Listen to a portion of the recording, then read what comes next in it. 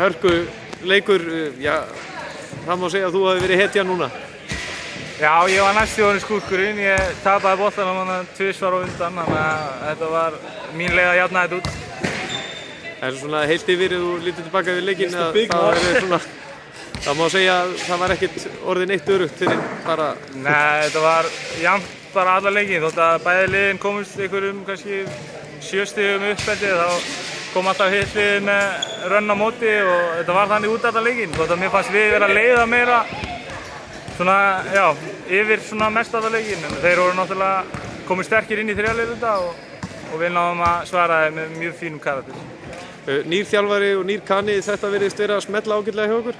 Já, við erum allavega búin að vinna þessa 2 leiki eftir að þeir komu, þannig að vonandi að það haldi bara áfram og við verðum bara betri með leiknum. Framhaldið, já, það er náttúrulega, þið eru að taka hérna 2 sigra í röð, já, má segja kjarninn sé svolítið komið eins og þið eigi að vera? Já, ég held það. Svona, menn eru svona að fara í sína stöður og eru að þekkja sitt hlutverk og svona og ég held að þetta eigi bara eftir að vera betra. Bestu þakkir, gangi vel.